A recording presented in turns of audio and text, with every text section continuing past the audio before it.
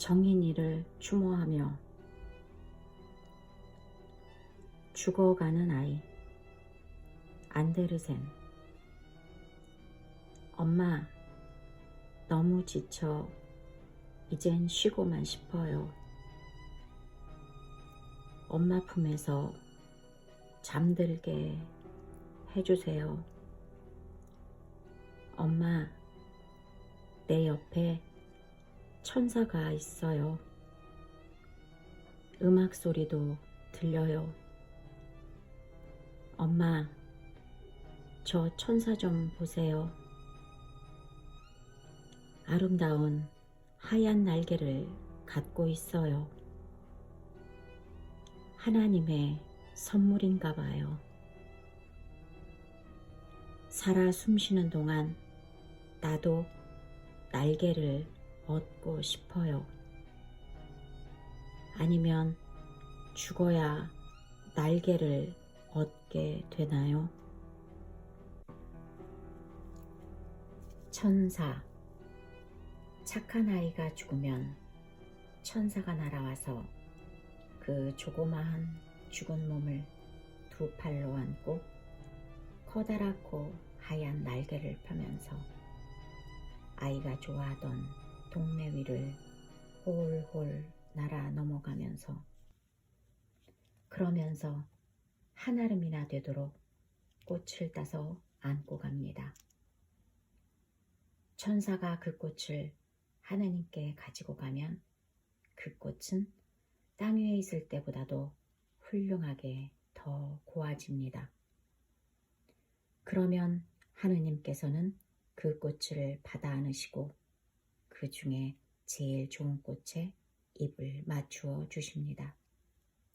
이렇게 하여 하느님 사랑을 받은 꽃은 소리를 치며 기껍게 노래를 부릅니다. 어느 때 천사는 죽은 아이를 하늘로 데리고 가면서 이런 이야기를 해주었습니다. 아이는 꿈같이 어렴풋하게 그 말을 듣고 있었습니다. 이야기를 하고 듣고 하는 동안에 천사와 아이는 어느 틈에 아이가 땅 위에서 늘 놀던 동네 위를 넘어 지나서 아름다운 꽃이 피어 어우러진 꽃밭에 벌써 이르렀습니다. 거기서 천사는 어느 꽃을 뽑아다가 하늘에 갖다 심을까 하고 물었습니다. 그 말을 듣고 아이는 고개를 들어보니까 그 꽃밭에는 여러 가지 꽃나무 틈에 한 조그맣고 가느다란 장미꽃이 피어 있었습니다. 그러나 누가 그렇게 장난을 하였는지 반쯤 핀 봉우리 달린 가지는 모두 꺾어져서 축 늘어져 있었습니다. 그것을 보고 아이는 헉 측은해하는 듯이 슬퍼하는 얼굴로 애그가엾어라, 이런 꽃도 하늘로 가져가면 잘 피겠습니까? 하고 물었습니다. 천사는 잠자코 그 장미꽃 나무를 뽑아들더니 아, 착한 아이 하고 아이의 입술에 입을 맞추었습니다. 아이는 그때도 꿈꾸는 듯이 사랑스러운 두 눈을 반쯤 가슴푸레하게 뜨고 있었습니다. 자, 이제는 다른 꽃도 어서 땁시다 하고 둘이는 한아름이나 되도록 꽃을 많이 땄는데 그 중에는 사람들에게 미움받는 금자나와 할미꽃도 정성스럽게 뽑아 넣었습니다. 그만하면 훌륭하니 그만하고 어서 가지요 하고 아이가 말하니까 천사도 그 말을 듣고 곧 일어섰습니다. 어느 틈에 벌써 밤이 깊어서 더할 수 없게 사방이 고요하였으므로 둘이는 그냥 그 길로 그 동네 좁다란 골목으로 날아갔습니다. 그런데 마침 그날 동네에는 대청소가 있었던 고로 그 거리에는 지저분한 북대기와 헌 깨어진 그릇이 여기저기 내어진 채로 구르고 있었습니다.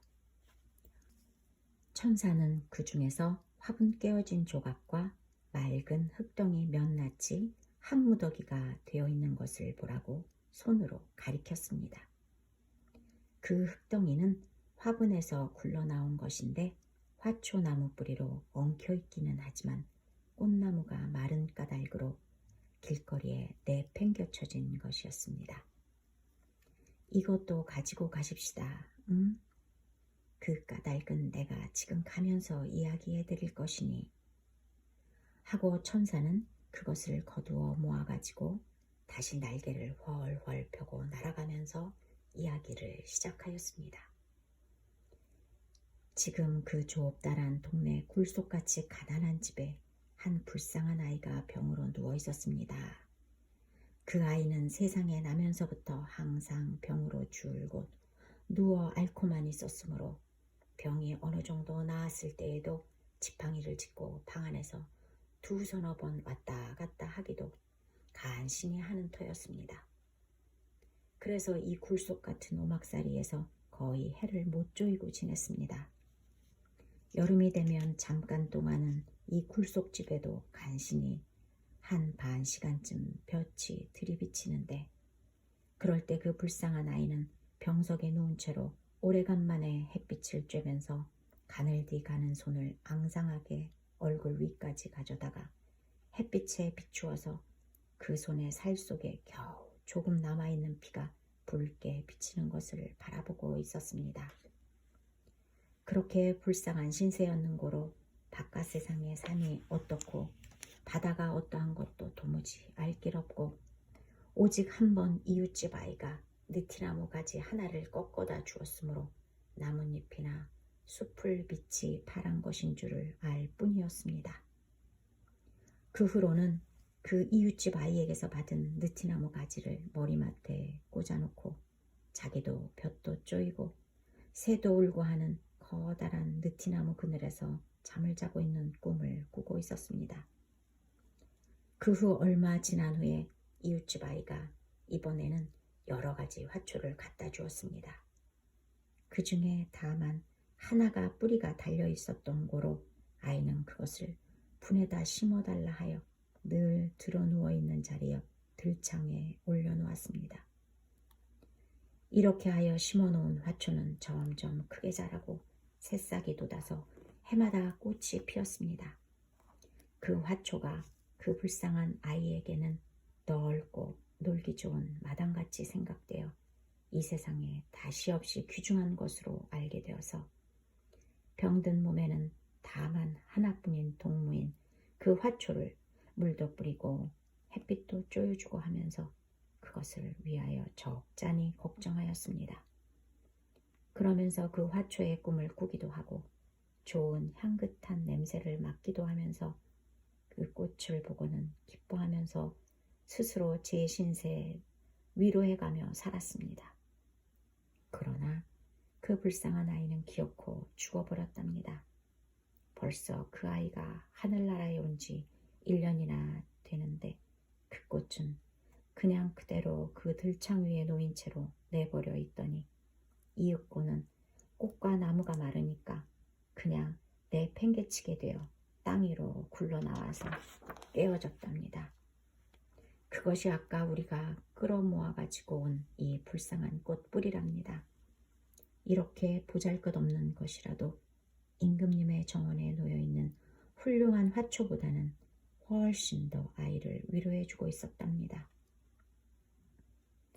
날아가면서 천사의 이 불쌍한 이야기를 듣고 그 품에 안겨있던 아이는 천사에게 어떻게 그런 일을 샅샅이 자세히 하십니까? 하고 물었습니다. 그러니까 천사는 곧 이렇게 대답하였습니다. 자세히 알기만 해요. 그때 그 병든 불쌍한 아이는 실상은 지금 그 이야기를 하는 나랍니다. 그러니 어떻게 내가 이 꽃을 잊겠습니까? 이 말을 듣고 안겼던 아이는 눈을 번쩍 뜨고 그 천사의 어여쁘고도 부드러운 얼굴을 다시 말끄러미 들여다보았습니다. 마침 그때 두 사람은 벌써 찬란한 하늘나라에 당도하였습니다. 하나님께서는 안겨온 죽은 아이를 받아안고 다른 천사들과 같이 잔등 위에 희고 부드러운 큰 날개를 붙여주셨습니다. 그러고 나서는 천사가 가져온 꽃을 받아서 가슴에 안고 꺾어진 장미꽃과 마른 꽃뿌리와 다른 모든 꽃 위에 입을 맞추어 주시니까 꽃은 모두 일시에 기꺼운 소리를 치고 하느님께 노래를 부르기 시작하였습니다. 노랫소리는 어느 때까지든지 유창하게 울려 퍼졌습니다. 그리고 죽어서 천사가 된 아이 소리도 말랐던 화초 소리도 그 속에 섞여 있었습니다. 동아일보 1923년 1월 3일 안데르센 집에서 번역. 이 책을 쓰신 장정희 선생님께서는 이 동화는 마치 불쌍하게 죽은 그러나 착하디 착한 어린 영혼에 꽃을 바치는 따뜻한 위령꽃 같습니다. 그리고 이렇게 속삭여주는 것 같습니다. 착한 아이는 죽지 않고 천사가 된다. 라고 쓰셨습니다.